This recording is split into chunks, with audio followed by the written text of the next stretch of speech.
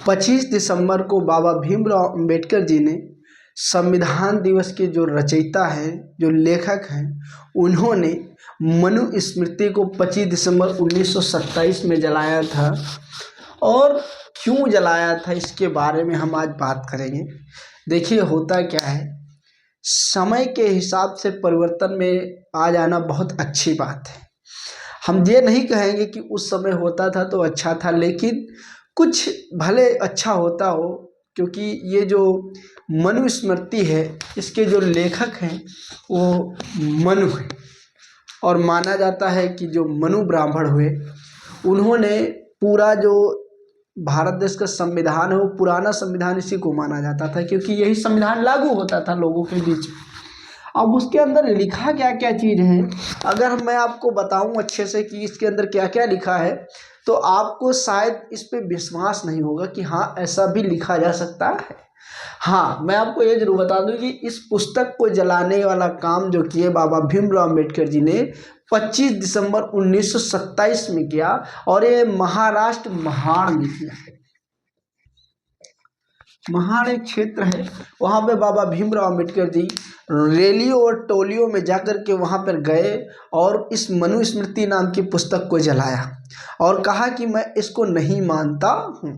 अब मैं समझता हूँ कि इसमें लिखा क्या है। देखिए क्या क्या लिखा है। डोला प्रथा,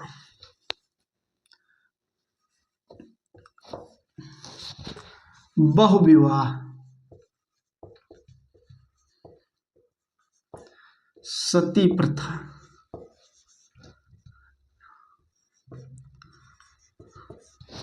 शूद्र,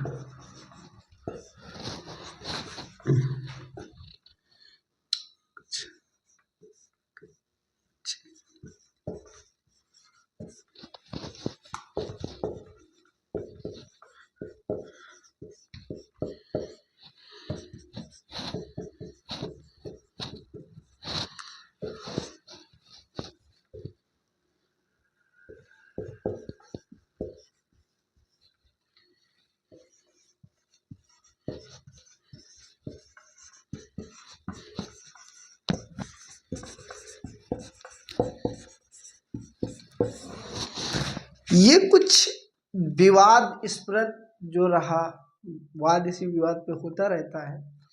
ये कुछ शब्द हैं जिसको वो लोग ज़्यादा मानते थे कि हमारी पुस्तक में लिखा हुआ है, डोला प्रथा उसी में बना दिया, सती प्रथा बना दिए, पर्दा प्रथा बना दिए। तो ये सारे कानून नियम जो हैं उसी संविधान या उसी पुस्तक के अंतर्गत आता है। इसको मनुस्मृति कहा जाता है।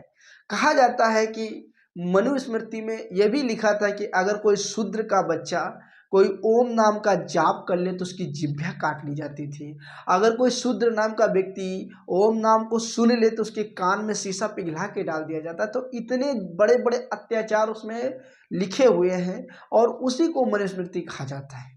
मैं तो मानूंगा कि भाई अगर ऐसा कुछ लिखा है तो फिर उसको तुरंत जला देना चाहिए था। अगर मैं उस समय होता तो मैं भी जला देता। हालांकि एक दूसरी बात और समझते हैं, मनुस्मृति में सबसे ज्यादा जो हुआ भेदभाव वाला बात सबसे ज्यादा पड़ा। लोगों के अंदर ये दिमाग में जहन में बैठाल दिया गया था कि जो ब्राह्मण हैं वो सर से पैदा हुए हैं, जो क्षत्रिय हैं बाहों से पैदा हुए हैं, जो वैश्य है वो या पेट से पैदा हुए हैं, और जो शूद्र है वो पाँव से पैदा हुए हैं। मैं बता दूं, बाबा भीमराव अम्बेडकर जी जिसको अपना आइडल मानते थे, ज्योतिबा राव फूले, उनकी एक किताब है जिसका नाम है गुलामगिरी। आप जाके कभी खरीद के पढ़िएगा। उसमें इन सब बातों को बहुत एकदम विस्तार रूप से समझाते हैं कि भाई ऐसा क्या है कि जो हम कुत्तों से भी ज़्यादा बुरे हैं। लोग अभी भी, मैं आज बता रहा हूँ, आज भारत देश को आज़ाद हुए लगभग 70 साल हो रहे हैं, और अभी आज भी ऐसा होता है कि अगर किसी थाली में कुत्ता खा के चला जाए तो उसको धो के हम यूज कर लेते हैं, लेकिन अगर कोई नीच बिरादरी का व्यक्ति आकर के उस थाली में खा ले तो उसको हम स्वीकार करने के लिए नहीं तत्पर होते हैं।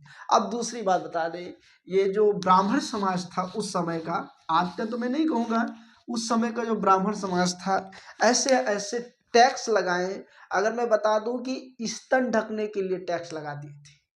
एक नांगेली नाम की महिला थी जो केरल क्षेत्र में पड़ता था, कच्छ का दान लगता था।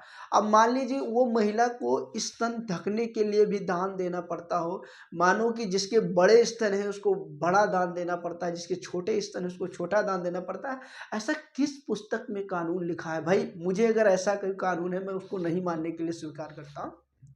अब मैं आपको एक बात और बता दूं, ये पुस्तक इसीलिए बाबा भीमराव अम्बेडकर जी ने जलाया था 25 दिसंबर 1927 में। कहा था कि अगर ऐसा संविधान है, ऐसा कानून है, ऐसा नियम है हम शूद्र जाति वालों के लिए, तो मैं नहीं मानता हूं। तो बताइएगा आपको ये जानकारी कैसे लगी। जय हिंद, जय दोस्तों, मैं मिलूंगा अगली क्लास में।